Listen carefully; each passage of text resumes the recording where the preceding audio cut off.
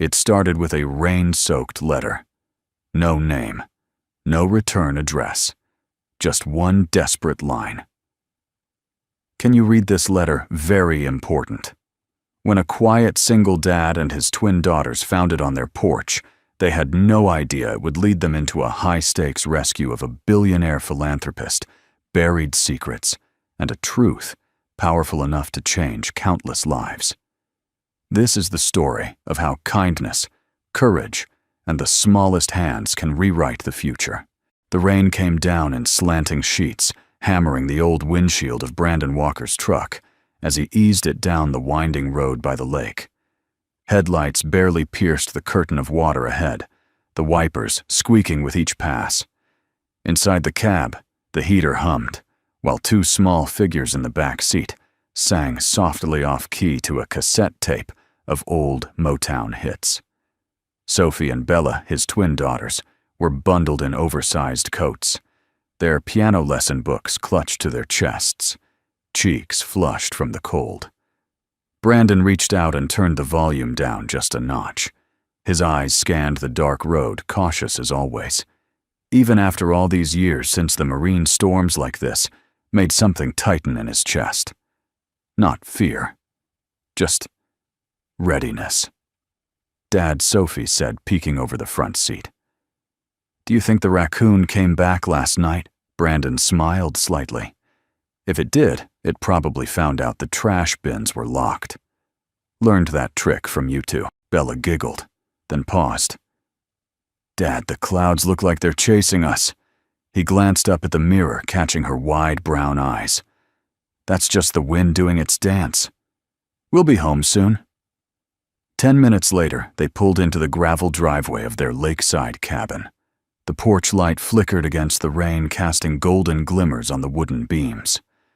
Brandon parked and helped the girls out, shielding them with his jacket as they ran up the steps. Just as he reached for the door, Sophie stopped. Wait, what's that? A crumpled shape lay at the edge of the welcome mat, soaked through, clinging to the wood as if it had been tossed by the storm. She bent down and picked it up. It's a letter, she said. Voice suddenly hushed. It says, "Can you read this letter? Very important." Brandon's brow furrowed. He took the damp envelope carefully. The ink was smeared, but still legible. Inside, on a folded page torn from a journal, were just a few lines, written in a shaky hand. If you are reading this, I don't know if I'll make it through the night. They've taken my phone, my security detail, everything. My name is Tessa Hart. Please, someone follow the map. The coordinates lead to the old pier near Lake Ashwood. The documents cannot fall into the wrong hands. If they do, an entire children's medical fund dies with me. Help me. Silence fell. Rain pattered on the roof. The wind sighed through the trees like a warning. Brandon's jaw tightened. The name was familiar. Tessa Hart, the billionaire philanthropist. He remembered reading about her. Hospitals, pediatric cancer research, disaster relief clinics. Bella stepped closer, peering at the paper. Daddy, this isn't a prank, is it? Brandon shook his head slowly. No, sweetheart. I don't think it is. Sophie reached for the letter again.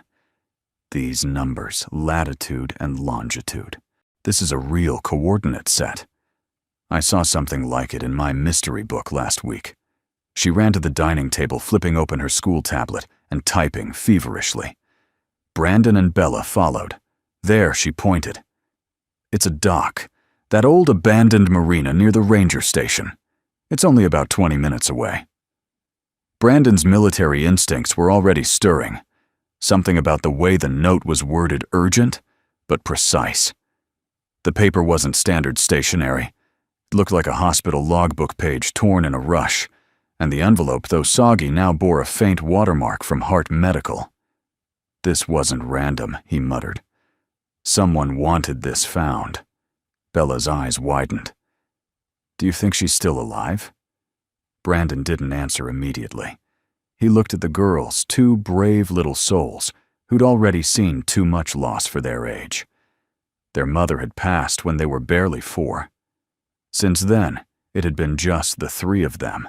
Piano lessons, packed lunches, bedtime stories, and quiet strength in every small gesture. He crouched down to their level. "Listen, I need you both to stay close to me. If we go, we don't know what we'll find. But if someone's in real danger, we can't just turn away." Sophie nodded, lips pressed tight. Bella took his hand. 5 minutes later, they were back in the truck, flashlights, blankets, and Brandon's old Navy duffel bag, now an emergency kit thrown into the back.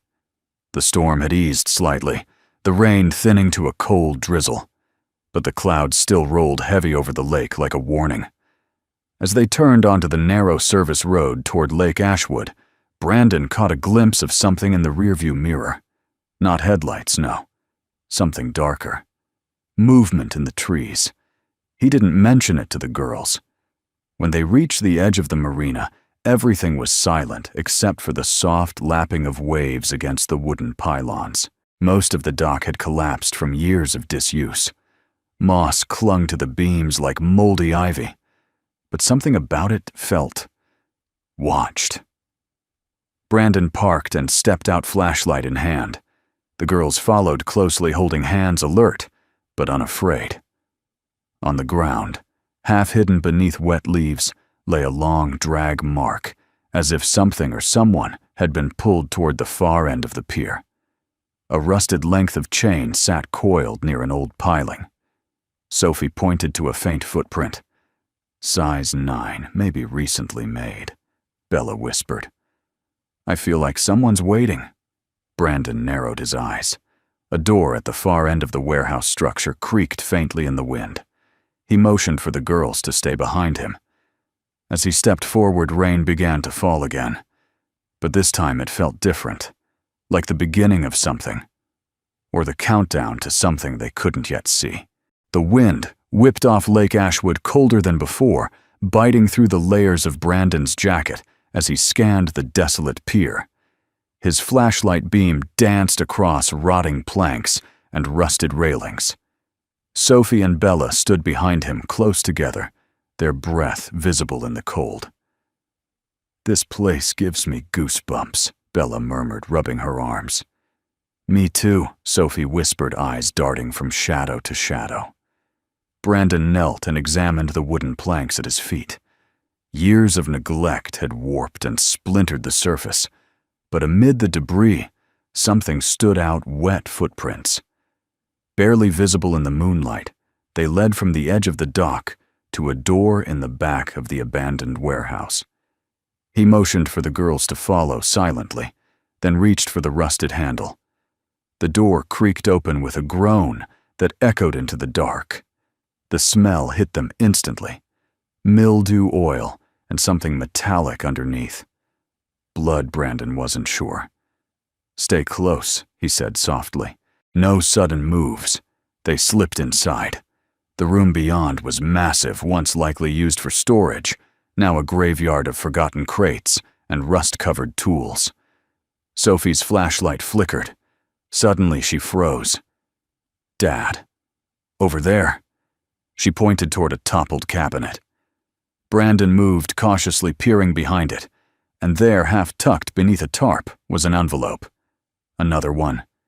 It was dry clean, placed intentionally. He picked it up and opened it.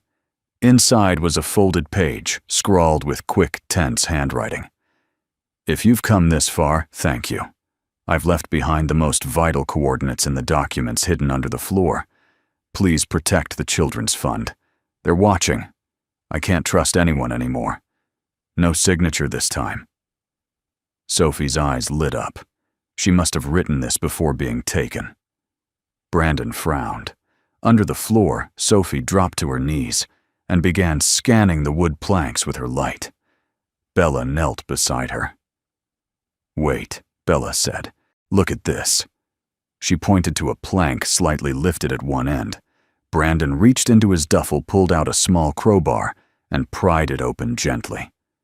Beneath was a small tin box, the kind used in military field kits.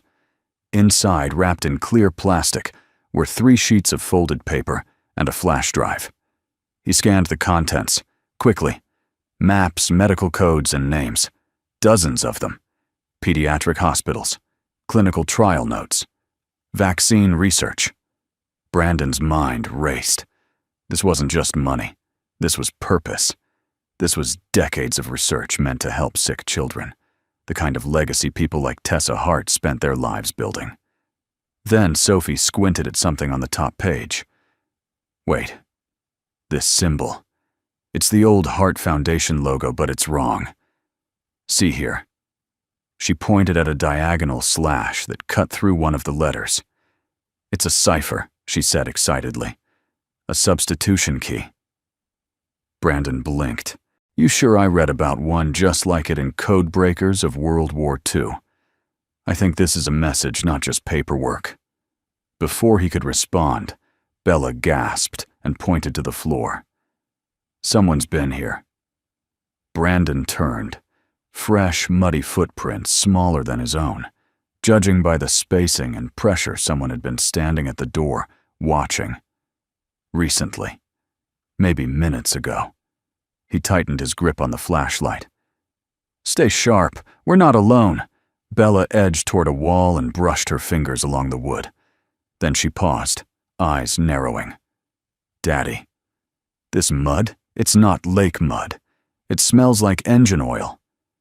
Brandon knelt beside her and sniffed. She was right. It had a sharp chemical edge, like the kind near a boatyard or industrial dock. Not from this part of the lake. He turned to Sophie. Still have that coordinate app pulled up? She nodded and brought it up on the tablet screen. He tapped into the satellite overlay and zoomed out. There he pointed. A decommissioned dockyard 3 miles south. Closed last year after a spill. That might be where they took her. Bella suddenly clutched his arm. Daddy, what if they're watching us right now? Brandon didn't flinch. Then we're going to give them a reason to run. He took the flash drive and tucked it inside a waterproof pouch. Then, with military precision, he swept the room for anything else. Wires, cameras, traps. Nothing. Whoever had been here wanted them to find this. But why? As they stepped back into the night, Sophie looked up. Dad, why would someone as powerful as Tessa Hart trust strangers with something like this? Brandon looked down at his daughter, her eyes too old for her age. Because sometimes, when everyone around you has something to gain, the only people you can trust are the ones with nothing to lose. The rain picked up again, falling in cold, vertical lines.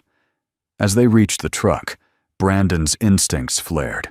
A black SUV was parked just beyond the tree line. No lights, no movement. He stared for a beat. Then, calm and composed, he loaded the girls and handed Bella his phone. If anything happens, you dial 911, you hear me? Her small hand trembled. Are we in danger? Brandon's voice was quiet. Not if we stay smart. The engine roared to life, and they pulled out slowly, the black SUV still lurking in the shadows. As they drove off into the storm, Sophie stared down at the ciphered pages and whispered, She's counting on us, isn't she? Brandon didn't answer right away, but in his heart he knew the truth. Yes, she was. The storm tapered into a ghostly drizzle by the time Brandon pulled off the main road and onto the muddy service path that circled Lake Ashwood. Morning light had not yet broken through the dense clouds overhead, and mist clung to the treetops like a veil. Inside the truck, the silence was thick. Sophie sat in the front seat, fingers gripping the coded documents like sacred scrolls. In the back, Bella leaned against the window, eyes fixed on the blurry landscape sliding past. Dad, Sophie said quietly, If those men knew she left those papers behind, wouldn't they come back? Brandon's jaw flexed as he gripped the wheel tighter. They might already be looking. But we're ahead for now. He slowed as the edge of the lake came into view. The water was dark, glassy, reflecting the gray sky above. The abandoned boat dock loomed in the distance like a relic from another life. Decades-old pilings, half swallowed by moss, the skeletal remains of a small marina, and behind it, a collapsed boathouse with shattered windows and a rusted weather vane spinning slowly in the wind. Brandon parked the truck 100 yards away behind a fallen log. He turned to the girls. "Same rules," he said firmly. "Stay close. Don't touch anything unless I say. And if I tell you to run, you run. Understand?" They nodded solemnly. He led the way down the narrow path, flashlight in hand. A low fog hugged the ground, swallowing their footsteps. The lake lapped gently at the shore, deceptively calm. Near the base of the dock, Brandon crouched. "Fresh tracks," he murmured. Sophie leaned over his shoulder. "Boot prints." "Size 10, Brandon muttered, pressing 2 fingers into the mud beside them. "Recent. Less than 6 hours old." Bella scanned the tree line. "They're not alone, are they?" "No," Brandon said. "But neither are we." 100 feet ahead, a frayed rope dangled off the edge of the dock, trailing into the water. Nearby, a cleat was ripped from the wood violently recently. Something had been tethered here. A boat, most likely. Brandon stood and scanned the surrounding area. This is where they launched. Took her somewhere by water. Sophie knelt suddenly. "Dad, come here." He turned to find her inspecting a patch of grass near a stack of warped boards. She lifted a piece of debris, revealing a knotted length of marine-grade rope, torn and slick with oil. "This is synthetic," she said. "That means high-end equipment. Commercial yacht or private vessel." Brandon stared at her, a proud flicker rising in his chest despite the situation. "How do you know that?" She blushed. "Watched a documentary on ship salvage last summer." Bella called from the other side of the dock. "There's something here." They hurried over. She was standing near a broken crate with a torn label clinging to one side, Heart Medical Logistics. Brandon's breath caught. He bent down and examined it. Still damp. Recent. And inside, bits of shredded packaging, foam, and a cufflink. He lifted it, squinting. Gold-plated. Custom engraved, he muttered. "SC, Samuel Cole." Sophie whispered. Brandon stood slowly, the pieces falling into place. They used this dock to move her. Quiet. No witnesses. They knew how to stay under radar.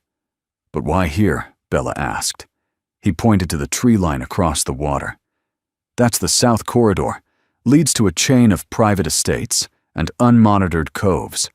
If they had a house or hideout down that way, they could vanish for days." A sudden rustling stopped them cold. From the shadows near the edge of the boathouse, a figure moved quickly, then disappeared behind a rotted wall. Brandon raised a hand. "Stay back." He moved silently toward the structure, 1 foot over the other, breath even just like he'd done clearing rooms overseas. As he neared the corner, he caught a flicker, a teenage boy, no older than 15, shivering behind a crate. "Easy," Brandon said, lowering his flashlight beam. "We're not here to hurt you." The boy's eyes darted to the girls behind him.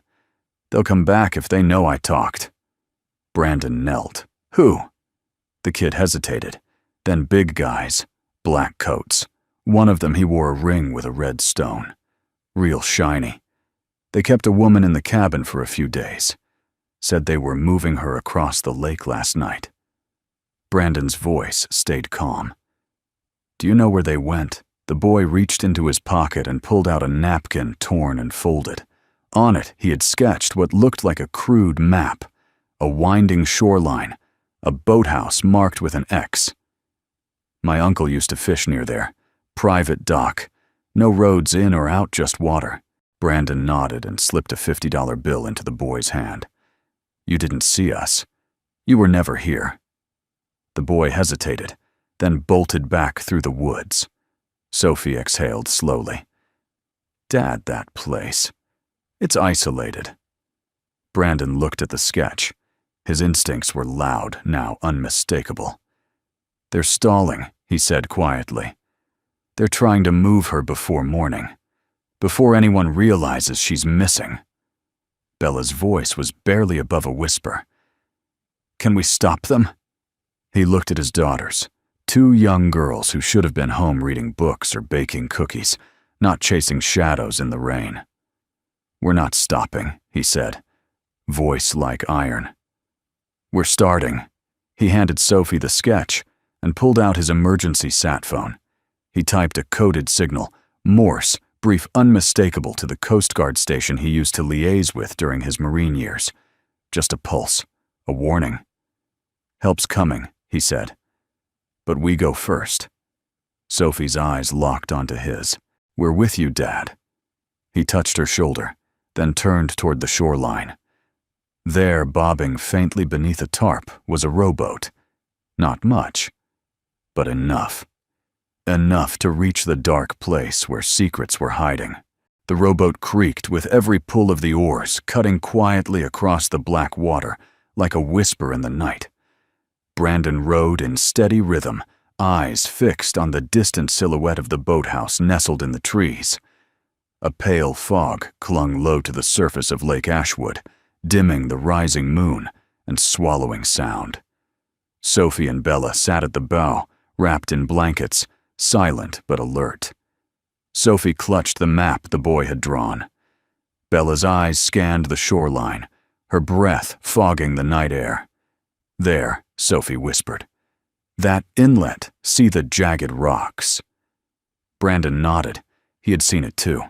A hidden pier just barely visible between 2 pine trees, nearly invisible unless you were looking for it. The boat coasted into the shadows. Brandon stepped out into the ankle-deep water, pulling the vessel silently onto the bank. He helped the girls out, then crouched beside them beneath a thicket of overgrown brush. Ahead stood an aging boathouse large enough to shelter a mid-sized yacht. It was made of dark cedar, and though old, it looked maintained deliberately, as if someone wanted it to appear forgotten, but not fall apart. A single bulb glowed above the back door. Everything else was dark.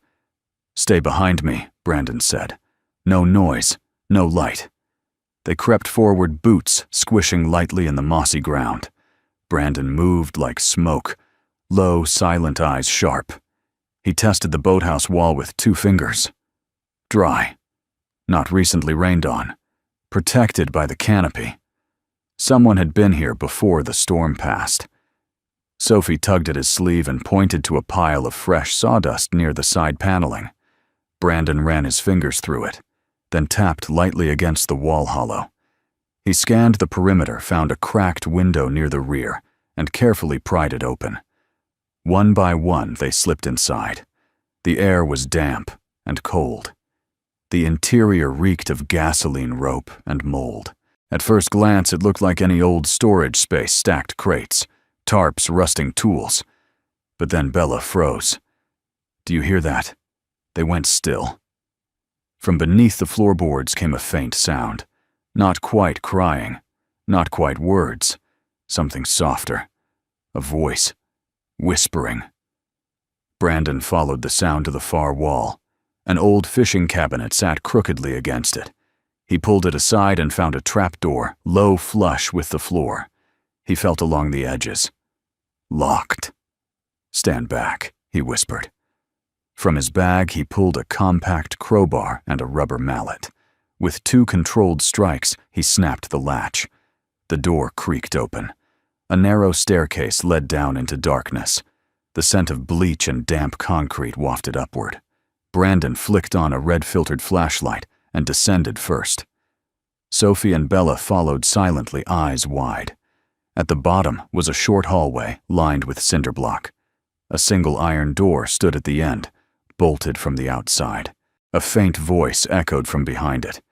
Brandon stepped forward, hand hovering over the bolt, when he heard it again. Please, please don't forget. The voice of a woman. He slid the bolt free. The door opened with a heavy groan, revealing a dimly lit cell.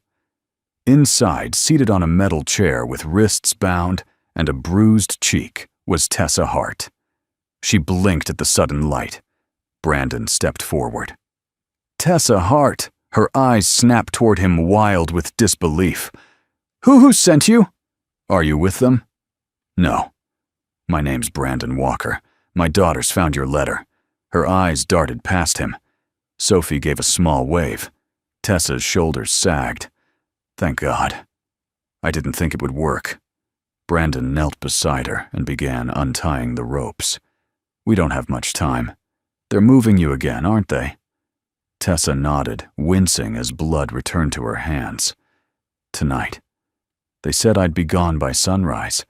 The man in charge, Samuel, he's taking me to a private airstrip. After that, no one will ever find me.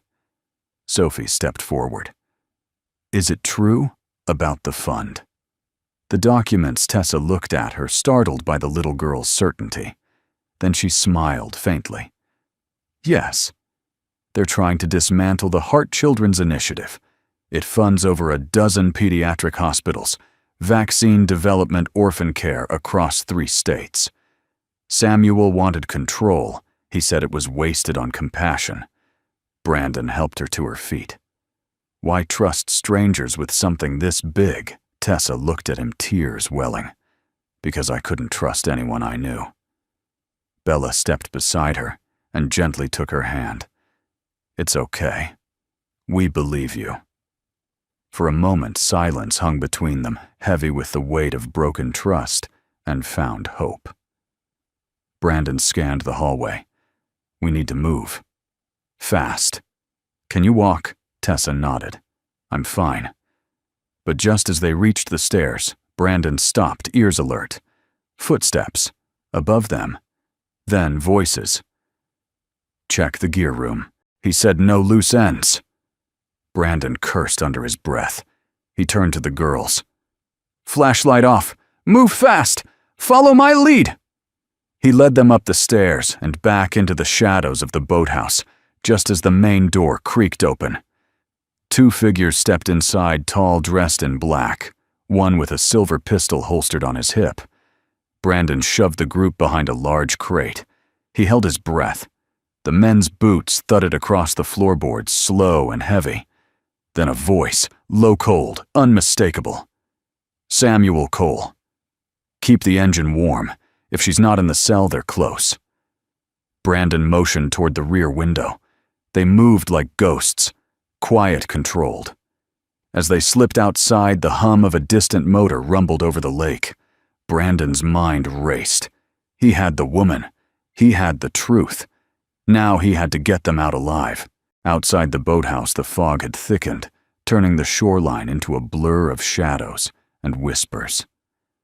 Brandon led the group down a narrow path through the underbrush, Tessa leaning on his arm, her legs shaky but determined. Sophie and Bella kept close behind their faces, pale eyes alert. They moved fast, but low, staying beneath the line of sight from the water. Somewhere in the distance, an engine rumbled. The getaway boat Samuel had planned was warming up. We don't have long, Brandon whispered. He's moving her tonight. We've got maybe 10 minutes before he realizes we're gone. They reached a thicket of pine where Brandon had hidden the rowboat earlier. It was still there, untouched. But getting Tessa across the lake now with eyes scanning the shoreline was too risky. He needed a diversion. Something loud. Something visible. That's when Sophie tugged on his sleeve. Dad. What if we don't run? He blinked. What are you talking about? Sophie pulled out the small tactical flashlight from her coat pocket, his old Marine-issued one. You taught me Morse. I still remember it. Brandon hesitated, but then nodded. Yeah. Yeah, you do. She grinned. Then let me talk to the lake. Before he could respond, Bella stepped forward. And I'll stay with Tessa. She's scared. She needs someone calm. Tessa turned to Bella, eyebrows raised. You're 8. Bella's face didn't flinch. But I'm good at feelings. I know when people are afraid. And I know how to help. Brandon looked at his daughters, both standing straighter than they ever had, steady focused. His heart clenched. This wasn't supposed to be their burden. But here they were. Not running. Rising. He knelt and cupped their faces gently. "This is dangerous. I need you to be braver than ever before. If something goes wrong, you've already taught us what to do," Sophie said firmly. Brandon closed his eyes briefly, then handed Sophie the flashlight and kissed her forehead. "Keep your head low. Signal to the north side. That's where the ranger tower is." He turned to Bella and Tessa. "You two under this thicket. Don't move until I come back." They nodded. Sophie sprinted toward the edge of the cliffside bluff that overlooked the lake, her figure disappearing into the fog. Brandon stayed just long enough to see the first flicker of light blink long, short. SOS, then repeating, sharp, clear, bold. Back at the dock, the two men inside the boathouse stepped out, one of them pointing toward the light. "You see that?" the taller one asked. Samuel stepped up behind him, eyes narrowing. "That's Morse. Should we check it out?" Samuel's jaw tightened. "That's a message. A trap. They've got help. Find her now." The men rushed inland, guns drawn, exactly as Brandon hoped.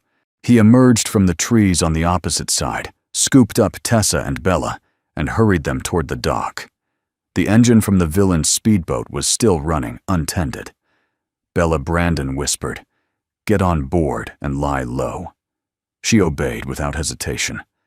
Tessa climbed after her, breath ragged. Brandon followed quickly, disabling the kill switch, just in case someone tried to hotwire it later. Then he tied off a rope to a nearby piling, securing them while he circled back. Now came the hard part. He ran, heart pounding, to the bluff where Sophie was still signaling, small and still as a shadow. She turned as he approached, but kept blinking the flashlight. "Any sign they saw it," she whispered. "Oh, they saw it," Brandon said, "and they're very upset." Just then they heard footsteps crashing through the underbrush. Down, Brandon yanked her behind a log as a flashlight beam sliced through the fog nearby. "He was just here," a voice shouted. The signal stopped. Brandon squeezed Sophie's hand. They waited. Then, as soon as the footsteps faded, they bolted. Back to the shoreline, across slick rocks over a fallen log. Brandon scooped Sophie into his arms for the last few yards and launched them both into the boat. Tessa let out a sob of relief as Sophie slid beside her. Bella reached out and hugged her twin tightly. Brandon untied the rope, fired up the engine, and then, shouting behind them, Samuel and his men burst from the tree-line, guns raised. "There," one shouted. Brandon threw the throttle forward. The boat leapt from the dock into open water just as bullets splintered the planks behind them. The girls ducked low. Tessa clung to the seat as waves slammed against the hull. Brandon kept his body low, hands steady on the wheel, zigzagging to avoid becoming an easy target. Behind them, another engine roared to life. "They're following!" Sophie shouted. Brandon looked over his shoulder. Samuel's men had taken the second speedboat. "We're not going to outrun them," Tessa gasped. Brandon didn't answer.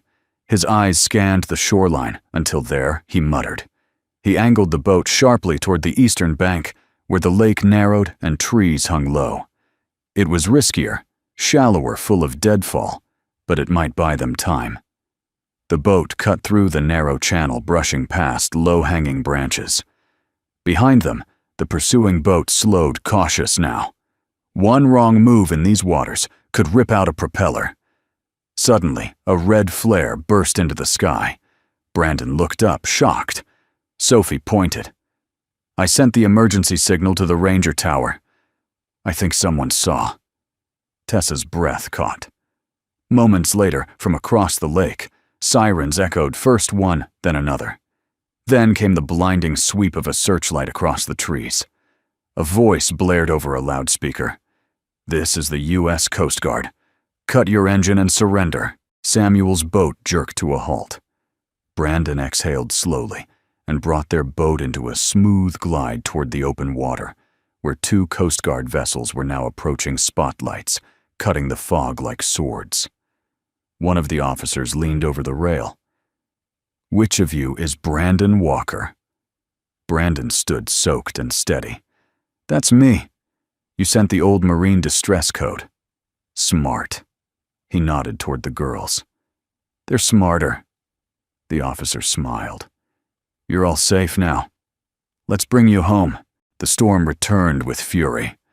Lightning forked across the sky, casting jagged reflections over Lake Ashwood as the rescue vessel sliced through the waves. Thunder cracked a half-second later, booming so loudly that even Brandon flinched. The girls huddled against Tessa's side, their soaked blankets clutched tightly. It should have been over.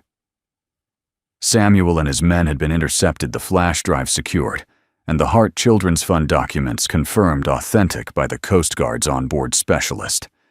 But as they approached the temporary dock set up by the authorities at the north end of the lake, the radio buzzed. Brandon's eyes snapped to the speaker. "All units," a sharp voice came through. "Be advised, Vessel 7 reporting missing. Officers on board were due for handoff of suspects at Euro 345.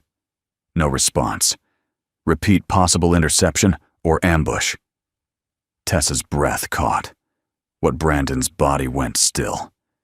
Samuel had planned for this. They'd used the main boat as a distraction. The real extraction plan was still in motion. One of the Coast Guard officers stepped up. "Ma'am, sir, we're diverting course to intercept. It may not be safe to return to dock." Brandon's gaze swept the churning horizon. Where were they headed? To the Ashwood service pier. That's where the motorcade was staged. But if the transfer didn't happen— "They're taking her again," Brandon said coldly. "They still think she's on that second boat." Tessa turned to him, eyes wide. "You think they'll come for me again?" He didn't answer. He didn't need to. She already knew. Sophie stood slowly, water dripping from her ponytail. "They're not done. They won't stop." Bella looked at her father, voice trembling but firm. "What do we do now?" Brandon turned to the Coast Guard commander. "You have a launch skiff." The man nodded. "Fast, quiet. 2-seater. Why, I'm going ahead." Tessa stood. "I'm coming with you." "No," Brandon said more sharply than he meant. "You've been through enough." "I'm not hiding anymore," she said, stepping closer. "If I don't face them, this won't end." Brandon met her eyes. They weren't afraid anymore. They were furious, determined. He exhaled. "Fine. But you follow my lead." She nodded. He turned to the girls. "You stay here. With the officers. No arguments." Sophie opened her mouth, then stopped. Bella just nodded, clutching her sister's hand. Brandon leaned down and kissed both foreheads. "We'll be back." The skiff cut silently across the water, hugging the coastline. Rain lashed against Brandon's face like needles, but his hands never wavered on the tiller. Tessa sat beside him, one hand gripping the side, the other hidden beneath a blanket, clutching the backup flash drive they'd made during the transfer. "You've done this before," she shouted over the storm. Brandon's eyes didn't leave the horizon. "Once or twice." "How do you know they're still at the pier?" "Because they think they're ahead of us, which means they'll take their time. And if they're armed," Brandon's jaw tightened. "They are." Lightning lit up the shoreline. There it was, the Ashwood service pier, and docked beside it a sleek black boat. Engines humming, figures moved beneath the floodlights, armed, focused. A black van idled near the ramp. Brandon killed the engine, drifting the skiff behind a mooring pylon. He motioned for silence. Tessa crouched beside him, soaked, but silent. They climbed onto the pier. The wood groaned beneath their weight, but the storm masked the sound. Brandon slipped through the shadows, eyes trained on the men. 3 of them. 1 on the boat, 2 near the van, and Samuel Cole, standing in the open, waiting. Brandon crept closer until he could hear the conversation. "She's not here," one man growled. Samuel's voice was cold-clipped. "She was supposed to be on the transfer boat. We checked. It was empty. That Marine must have switched vessels, Samuel spat. We underestimated him. He turned toward the pier, straight toward Brandon's hiding place. Brandon's heart slowed. Years of combat had trained him for moments like this. Not panic, not retreat. Precision. He slipped behind a piling, waited for the next crack of thunder, and moved. One step at a time. Behind Samuel now. 10 feet. 5. Then a splash behind the boat. One of the guards turned. What was that? Brandon lunged. He grabbed the man's jacket and yanked him into the water. The splash masked Tessa's sudden sprint across the dock. She dove into the skiff, yanking the flash drive from her coat and holding it up. Samuel froze. Looking for this, she shouted. Brandon slammed into the second guard before he could reach for his weapon. The man staggered, then fell. Samuel pulled a pistol, but Brandon was already there. He tackled Samuel from the side, the gun skittering across the wet planks. The two men struggled fists, knees, elbows, slipping across the rain-slick pier. You don't get it, Marine Samuel hissed. This isn't about money. This is about leverage, control. Brandon grabbed his arm, twisted, forced him to the ground. You don't get it, Cole, he said through gritted teeth. This is about children. And you lost. Red and blue lights flashed in the distance. Sirens. Tessa stepped forward, flash drive in hand.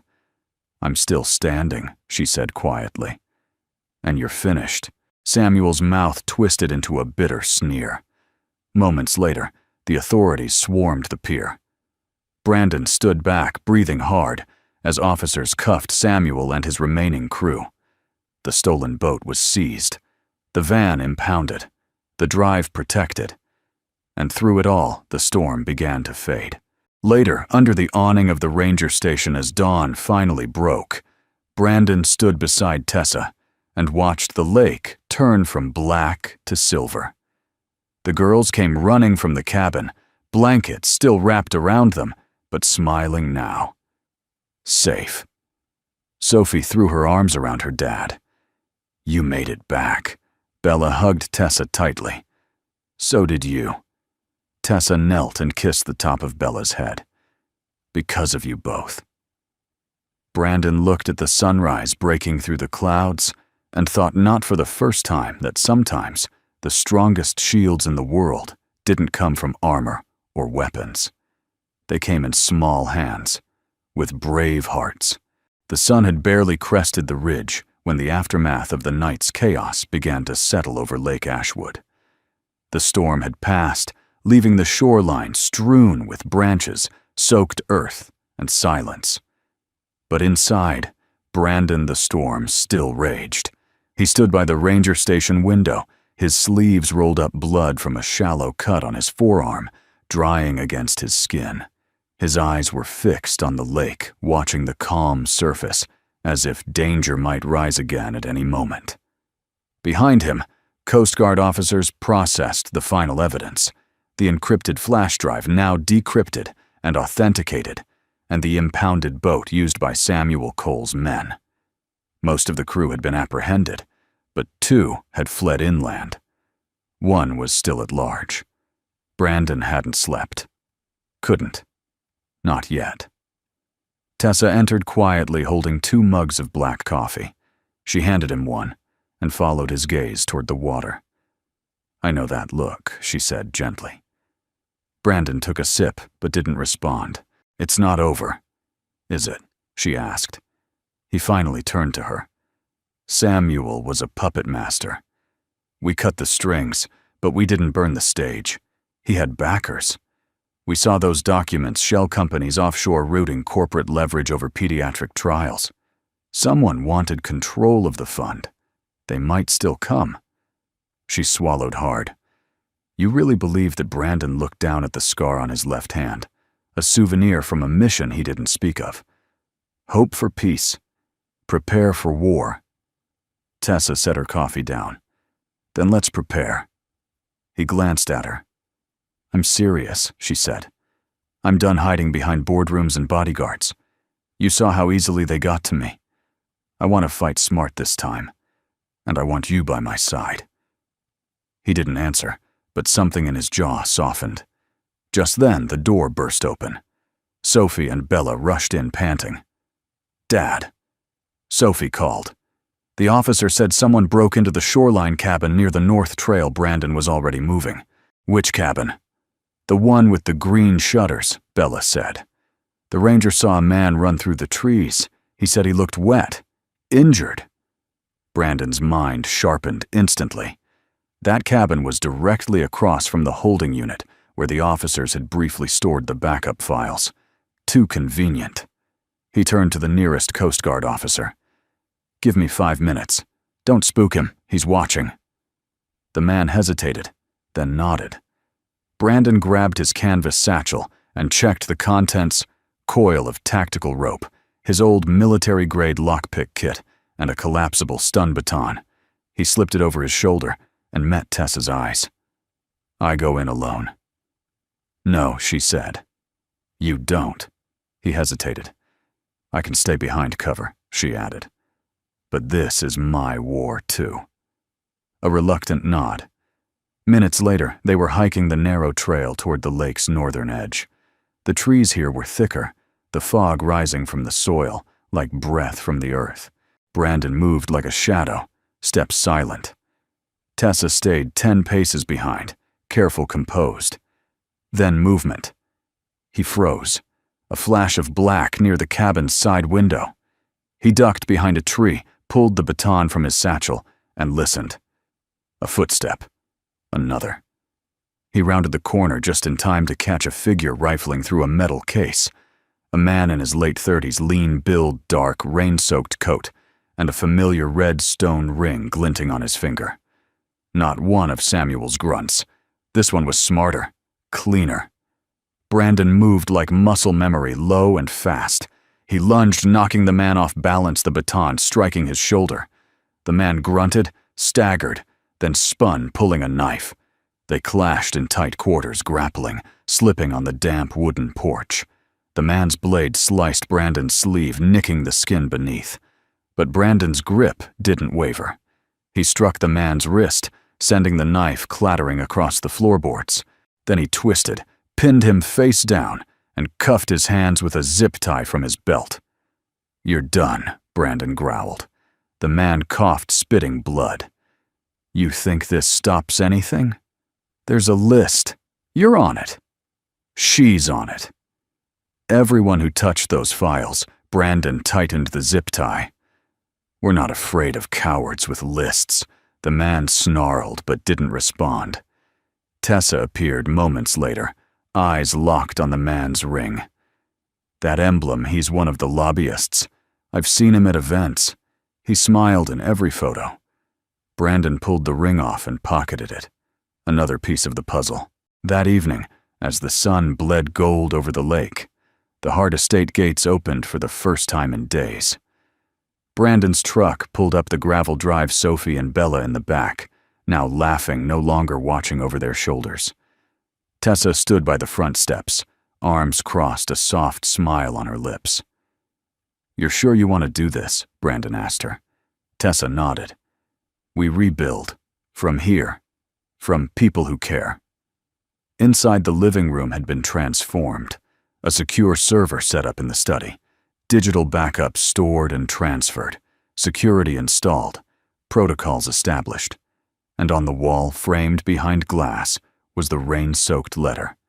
Still wrinkled, still smudged, but preserved forever.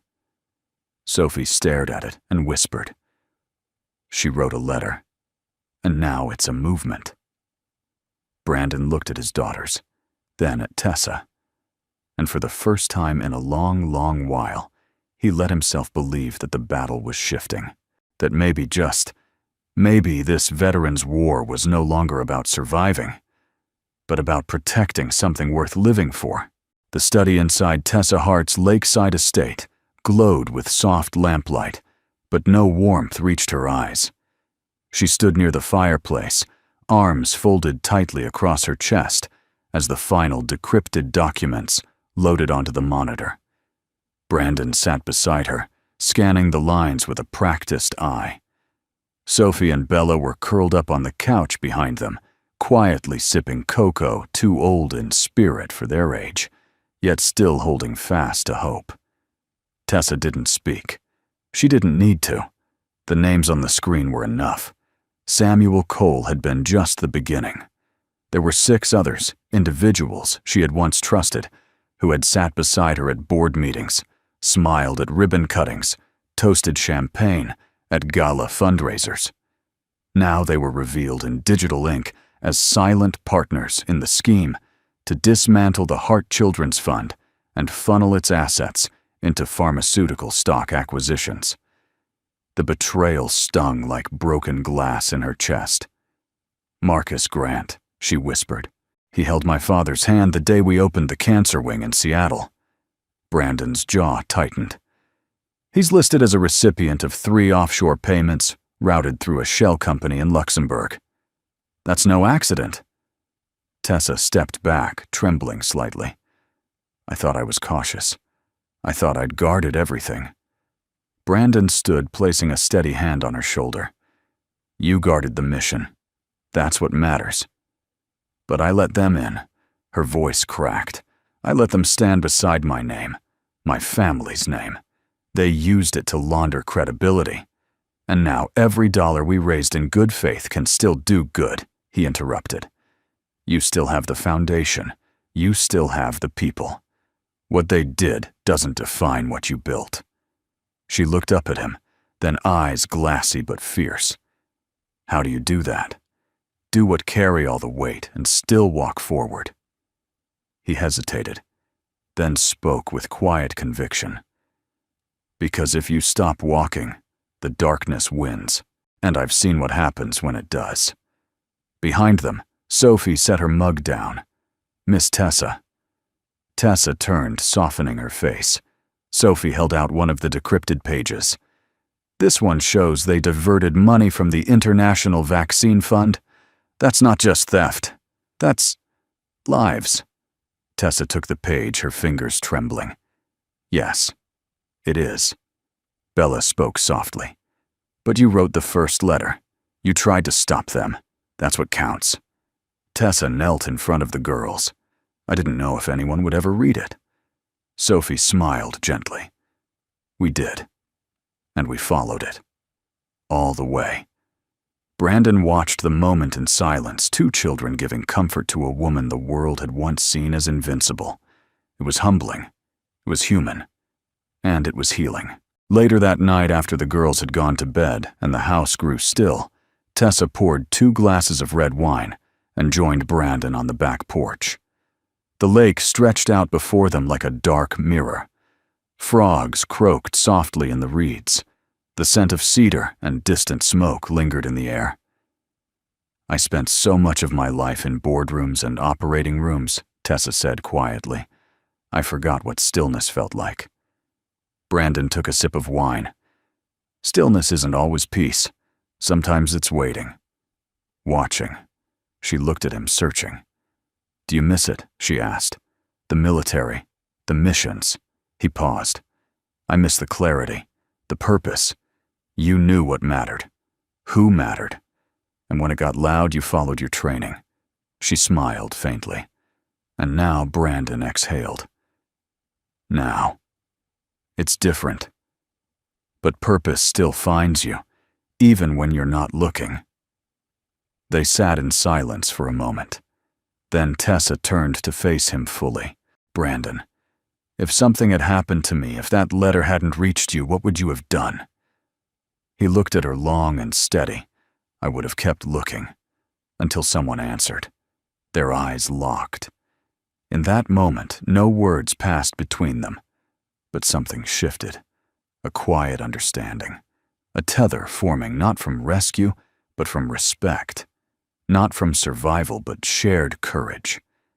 Then the screen door creaked open behind them. Bella appeared, rubbing her eyes. Sophie close behind. "Sorry," Bella whispered. "We couldn't sleep." Tessa smiled, rising and kneeling to their height. "Bad dreams." Sophie nodded. I kept thinking about the night at the boathouse, about what would have happened if Dad didn't get there in time. Brandon crouched beside them, resting a hand on each girl's shoulder. You know what I think, he said gently. I think bravery isn't just what you do in a fight. It's what you do after. Like showing up again the next day. Or telling the truth. Or believing good people still exist, even when bad ones betray you. Tessa looked at him, heart swelling. Bella yawned and leaned against Tessa's side. Can we stay out here for a while? Tessa nodded. Of course you can. They sat together on the porch swing, Tessa in the middle, arms wrapped around the twins, Brandon beside them, watching the stars begin to pierce through the mist. And for the first time since the storm, a soft calm settled over them, not because the danger was gone, but because the truth had been named. And now it could no longer hide.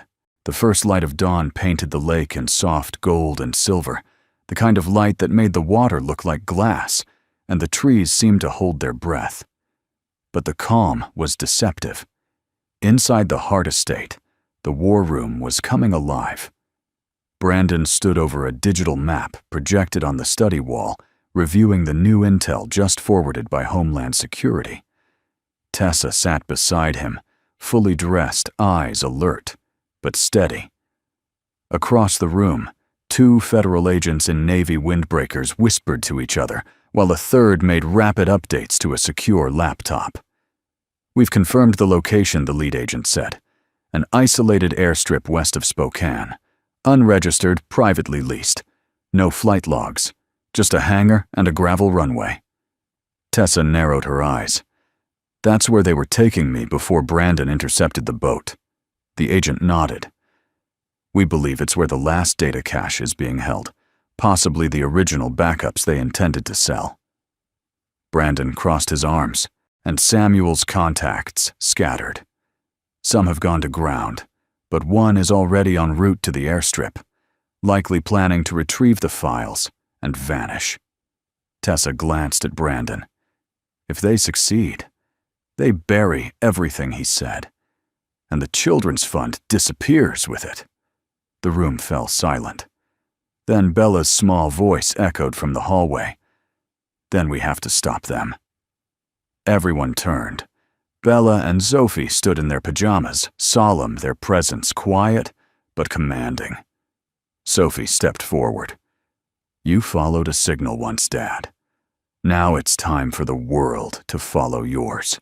By 6:15 a.m., 3 black SUVs rolled out of the Hart estate, escorted by federal vehicles. A helicopter from the governor's emergency fleet circled above, waiting for the green light.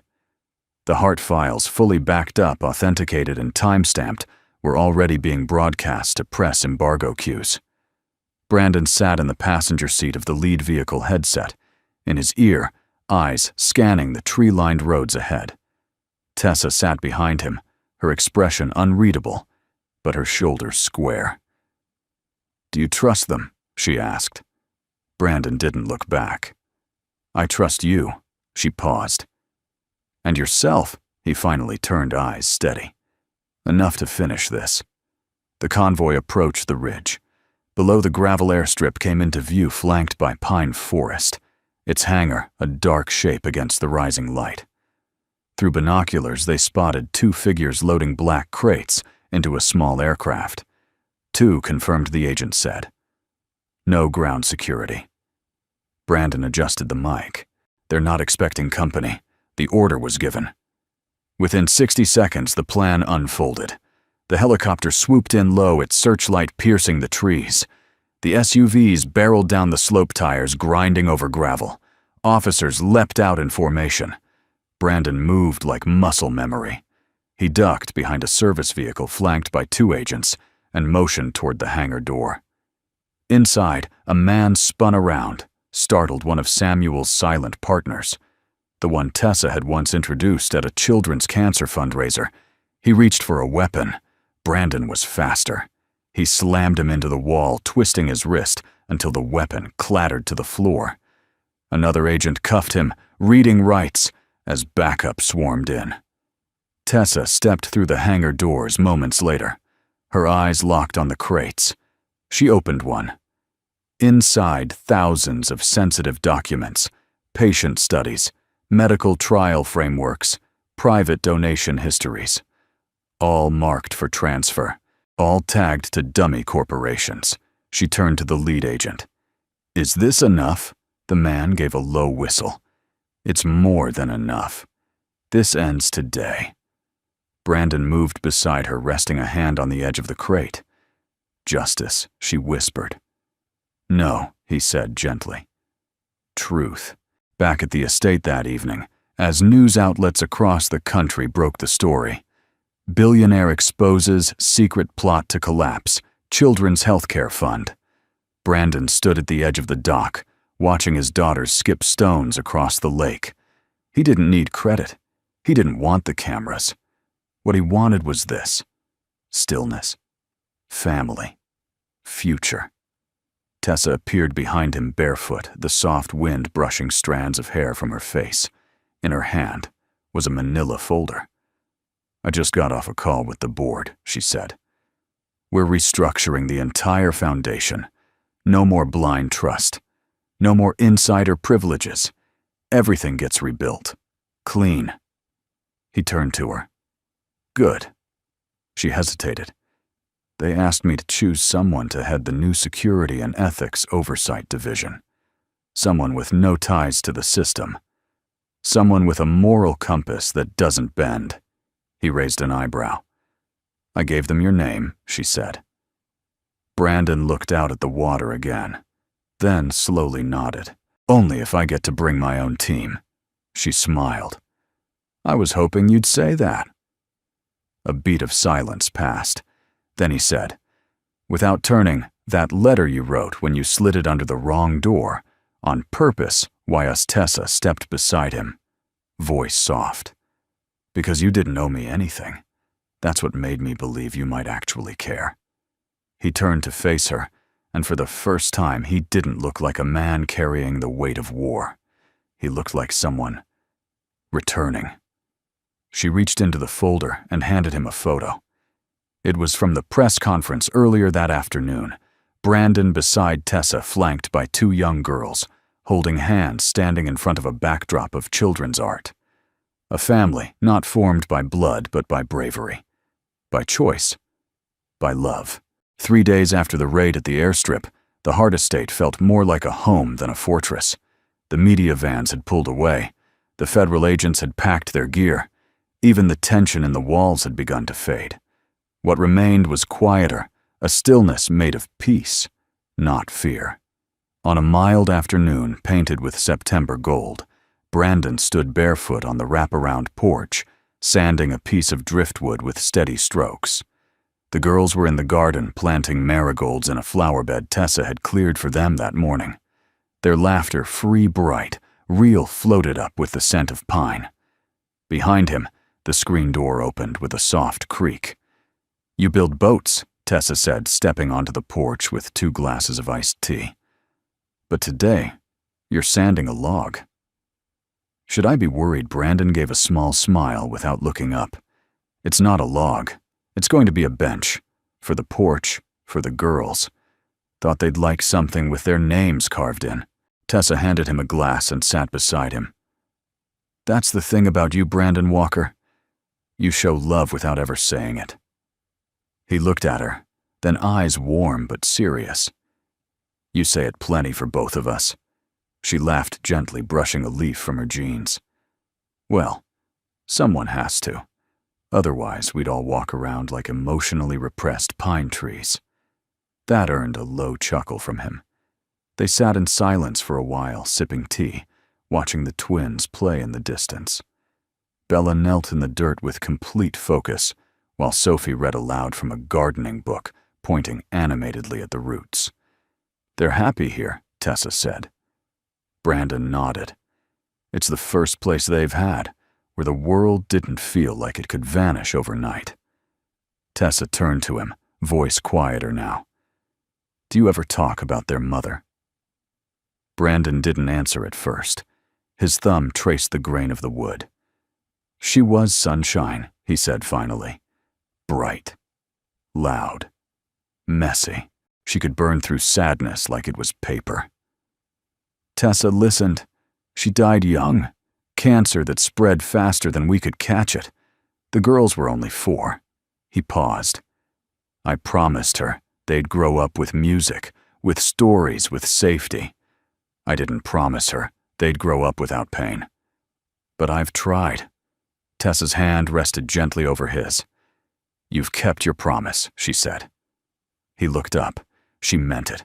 Not out of kindness, but truth. Inside the house, a clock chimed gently. Tessa stood. Come with me. There's something I want to show you. She led him down the back hallway past the study through a small side door Brandon hadn't noticed before. It opened into a room with tall ceilings and broad windows, filled with light and air and something else. Hope. Children's paintings lined the walls. Sculptures made of recycled parts sat on white pedestals. A violin leaned in the corner beside a half-built telescope. This was my brother's idea, Tessa said softly. Before the foundation grew into something global, we had this dream that one day we'd build not just hospitals, but havens. Places where kids could heal through art, music, science, things that made them feel human, not broken. She walked to the center of the room and lifted a dusty sheet from a table. Underneath a large, unfinished mural. Half of it depicted a lighthouse in the middle of a storm, waves crashing around it. The other half had been left blank. He died before we finished it, she said. I never touched it again. Brandon stepped forward, slowly studying the strokes, the chaos on one side, the silence on the other. You should finish it, he said. Tessa turned to him. I don't know how. You do, he said gently. But maybe now, you don't have to do it alone. She blinked, and for a moment the woman who'd faced down corporate betrayal and kidnapping looked vulnerable, soft, real. And then the door creaked open again. Sophie peeked in. Miss Tessa Bella said you promised cookies after the last flower was planted. We're reporting that mission is complete. Tessa laughed. Well, I never break a mission promise. As she followed Sophie out, she glanced over her shoulder. Brandon, stay a little longer. He gave her a small nod. I'm not going anywhere. That night, dinner was a mess of pasta, garlic, bread, and laughter. Brandon couldn't remember the last time a meal had tasted so unguarded.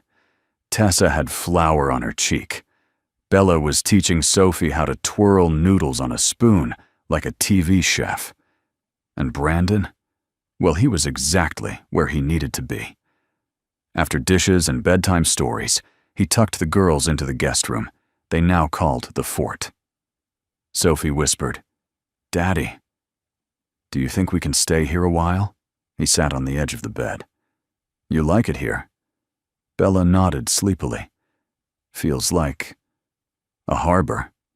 Like we docked somewhere safe. Brandon bent down and kissed their foreheads.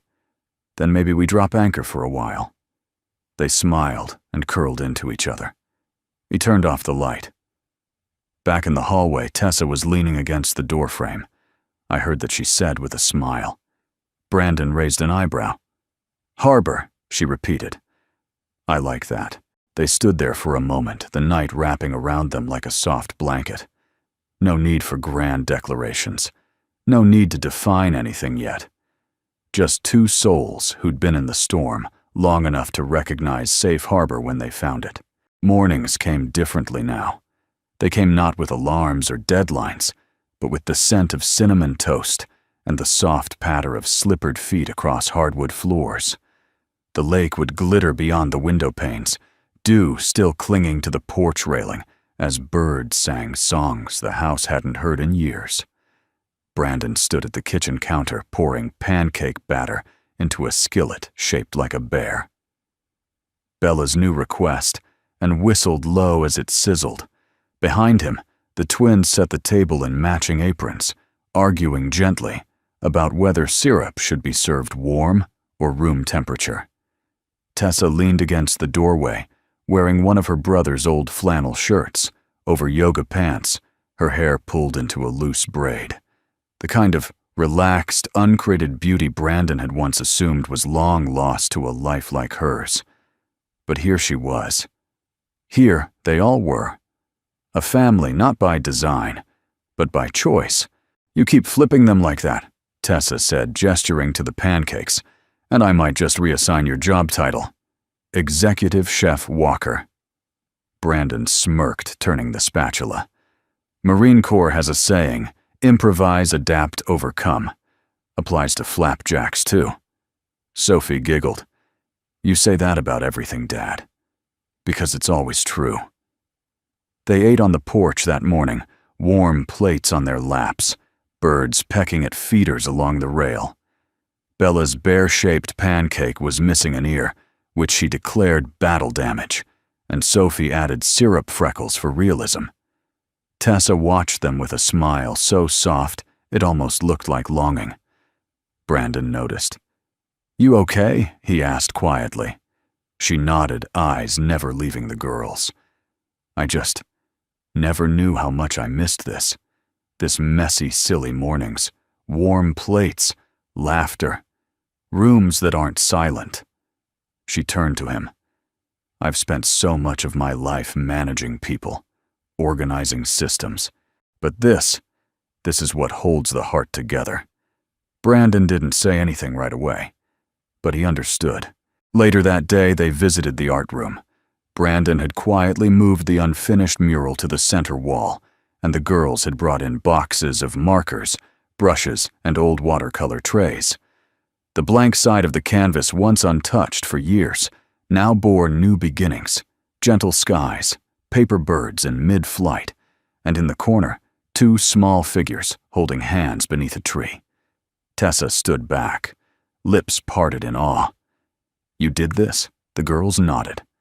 "We wanted to finish it," Bella said. "But not by replacing the old part," Sophie added. "We wanted to carry it forward." Brandon watched as Tessa stepped forward, gently touching the edge of the painted waves her brother had once brushed in. Then her fingers slid to the new colors, the softer, brighter tones. "You honored him," she whispered. Sophie looked up. "We just wanted it to feel alive again." Brandon saw it then, not just a painting, but a bridge between grief and hope, between what had been lost and what had been found. And in that moment he realized something else. The girls weren't just healing here. So was he. That evening, a light rain tapped gently against the windows. Inside the living room glowed with firelight. A half-finished jigsaw puzzle of a lighthouse stretched across the coffee table. Brandon leaned back on the couch, boots off a soft blanket over his lap. Sophie and Bella snuggled into either side of him, one reading aloud the other, tracing the puzzle's border with sleepy focus. Tessa sat cross-legged on the floor, sipping tea, watching the fire flicker. "This house used to be quiet," she said. Brandon looked at her. She continued, voice soft. "I used to think that was peace. That silence meant control. But now I think it was just emptiness." He didn't speak, only reached forward and touched her hand. She looked up, startled slightly by the tenderness of it. "Not empty anymore," he said. Her eyes welled, but she smiled through it. "No, not anymore." Sophie yawned, resting her head against his arm. "Dad, yeah, sweetheart. Can we stay another week?" He looked at Tessa. She nodded slowly. "Maybe even longer," she said. Bella grinned. Forever sounds nice. They laughed together, and no one corrected her. Because maybe, just maybe, it wasn't a dream anymore. Maybe it was becoming home. Later that night, long after the girls had fallen asleep and the fire had died down, Brandon and Tessa stood side by side on the porch.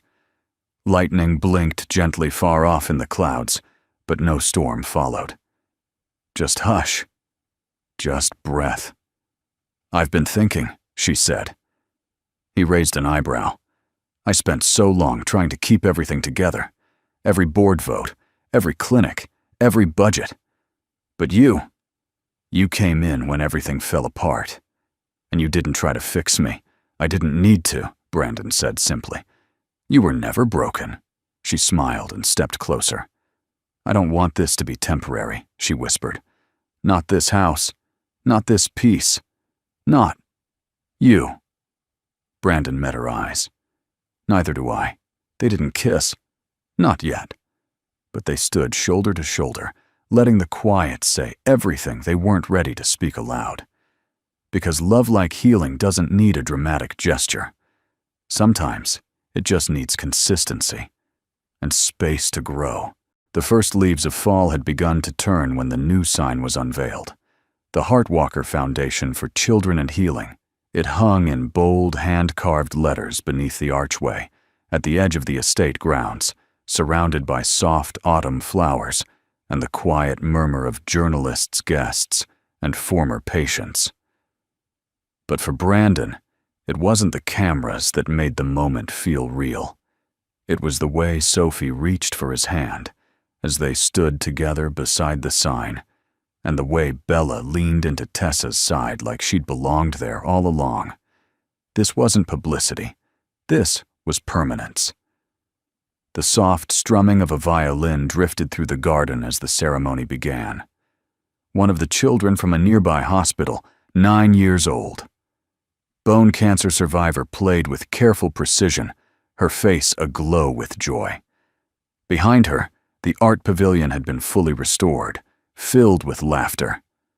Light and dozens of children's paintings newly pinned to the walls. Brandon looked over the crowd, a gentle pride swelling in his chest.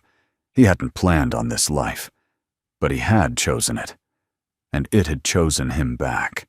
Inside the main hall later that afternoon, donors mingled with board members, nurses, and families whose lives had been touched by the foundation's reach. But Brandon stood off to the side near a table of finger foods, quietly watching the girls dart between conversations with more ease than most adults. Bella had learned how to charm grandmothers with a single smile. Sophie was explaining encryption to a pediatrician in a way that made the woman laugh so hard she nearly spilled her punch. "She gets that from you," Tessa said, appearing beside him. Brandon took a sip of coffee. "They get their fire from their mom, but the direction.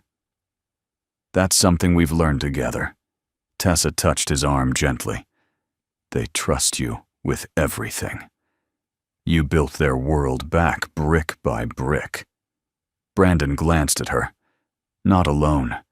Her eyes softened. "Well, then maybe that's the secret." He set his cup down and turned to her, more serious now. "You sure you want to call it Heartwalker?" "Yes," she said without hesitation. "It's not about credit. It's about truth. You helped save this place. You gave it something I didn't even realize it needed honor. Presence. A real, living heart." Brandon hesitated, eyes searching hers. "I don't want to overshadow what your family built." "You didn't," she said. "You helped it breathe again." A pause hung between them. Then she added, quieter, "And maybe, so did we." He took her hand, and for the first time didn't let go. That evening, long after the guests had gone and the lanterns around the garden had dimmed, the four of them sat on the back porch beneath a soft quilt of stars. The girls had just finished their nightly hot cocoa, wrapped in matching robes Tessa had picked up from a local artisan shop. Sophie pulled a notebook from her lap. "I wrote something," she said. "A list." Brandon raised an eyebrow. "Of things I want our new house to have." Tessa smiled. "Let's hear it." Sophie cleared her throat. 1, a dog. 2, a music room. 3, a wall just for Bella's plant drawings. 4, pancakes every Sunday. 5, she hesitated, a photo of all 4 of us, together. Brandon swallowed hard. "That's a good list," Bella added shyly. "Can we add 6? "Sure," Sophie said. Bella whispered, "A fireplace where we can put stockings. like all of ours, even Miss Tessa's. The silence that followed wasn't heavy, it was golden. Brandon glanced at Tessa. She met his gaze. No words passed between them. They didn't need to. This was family now. Maybe not by paperwork. Not yet. But in soul, in rhythm, in breath, absolutely. In the days that followed, the transition was quiet and graceful. Tessa officially invited Brandon to join the executive advisory board as the head of security and ethics, an offer he initially hesitated to accept until the girls cornered him at dinner with a homemade contract drawn in crayon. He signed it with a smile. A week later, Brandon returned to his boat shop by the lake and began repairing a weathered sailboat he hadn't touched in 5 years. Sophie helped him sort bolts and polish railings. Bella painted sea creatures on the rudder. They named the boat Second Wind. "I think it fits," Brandon said softly. Tessa ran her fingers over the name. "So do I." And slowly, without fanfare, the days began to fold into a new life. Evenings filled with books, gardening quiet walks under the stars. Weekends spent visiting hospitals, speaking to parents, expanding programs. Brandon became a quiet force behind the scenes, respected, trusted, never needing attention, always showing up. The girls flourished. Tessa healed. And for Brandon, something inside that had been held tight for years finally let go. Not because the world became easy, but because he wasn't facing it alone anymore. One morning, as the first snow of the season dusted the pines, Brandon stepped into the living room and saw something that stopped him in his tracks. The rain-stained letter had been placed in a new frame. It now hung beside the family photo Sophie had requested. Brandon walked up to it slowly. The words were still smudged, the paper still wrinkled, but the meaning had changed. It was no longer a cry for help. It was a beginning, the beginning of everything. Snow fell softly that morning, blanketing the pines in white, frosting the window panes, and turning the lake into a mirror of pale winter sky. The house was quiet, not the silence of emptiness, but the hush that comes from deep peace, like a home holding its breath in gratitude. Brandon stood in the living room, a steaming mug of coffee in his hand, watching the fireplace crackle. The girls were still asleep, curled in their twin beds upstairs. Tessa had stepped out to take a morning call with the Foundation's pediatric expansion team in Oregon. It was the first time in weeks she'd smiled while saying the word, meeting. He let the moment linger. His eyes drifted to the wall above the mantel, to the 2 framed pieces that now defined this house and this chapter of their lives. The first was the family photo. Him, Tessa, Sophie, and Bella standing beneath the newly painted mural in the children's art pavilion. Sophie had insisted on setting the camera's timer. Bella had tucked a flower behind Tessa's ear at the last second. Brandon's arm had found Tessa's shoulder, without him thinking. They all looked surprised in the photo, not at the camera, at happiness, at belonging. And beside it, in a custom oak frame under museum-grade glass, hung the letter. The one that started it all. Its paper still bore the signs of rain and desperation. The ink slightly blurred, the corners warped, but it was now beautifully preserved. On a brass plate beneath it, Tessa had engraved one simple line: "Read by the right eyes at the right moment." Brandon sipped his coffee and remembered that night, the storm, the soaked envelope, the weight in his gut, telling him something wasn't right. He had no idea then that reading a single line scrawled in panic would change the trajectory of 4 lives. He didn't do it for thanks. He didn't do it for love. He did it because of who he was when no one was watching. And somehow in doing so, he'd found people who finally did see him. Later that morning, the house came alive with warmth. The smell of cinnamon rolls drifted from the oven, Sophie's Saturday project. Bella was drawing in the bay window with a box of colored pencils, and a concentration so intense, Her tongue peeked out from one corner of her mouth. Tessa entered through the back door, cheeks flushed from the cold, holding a parcel wrapped in brown paper. She set it down gently on the table and looked at Brandon. It came. He raised an eyebrow. She pulled away the paper, revealing a wooden plaque, laser-carved with ornate lettering. At the top, the Kindness Archive. Below it, a bronze tree with delicate outstretched branches. On each branch was a name families' children, nurses, doctors. Some they knew, some they didn't. At the very center of the tree was a blank gold leaf. Tessa handed him a small engraving tool. It should say, "The Walker family," she said. "Because what you gave us, it wasn't just rescue. It was return." Brandon looked at the leaf, at the empty space waiting for them. And for once, he didn't hesitate. That afternoon, they all rode into town in Brandon's truck. Tessa in the passenger seat, the girls bundled in the back, singing holiday songs, slightly off-key. They stopped by the local hospital to deliver art supplies to the children's wing, then to a bakery, where Bella insisted on buying gingerbread men for the whole block. People greeted them by name now. The girl who used to watch her father's back now walked ahead of him, waving at nurses, holding Tessa's hand like it had always been there. Brandon stood on the sidewalk for a moment, watching the three of them laugh inside the bakery window. Cheeks rosy, eyes bright. He'd walked through war zones. He'd known the weight of final goodbyes. But this ordinary afternoon in a small town with snow on the roof and love in the window, this was the bravest kind of life he'd ever lived. That evening, as the girls drifted to sleep and the fireplace cast slow shadows across the living room, Brandon and Tessa sat on the floor with mugs of tea between them. "Do you ever think about the moment it all turned?" she asked softly. He nodded. "I do." She glanced at the framed letter. "Sometimes I wonder what would have happened if someone else found it.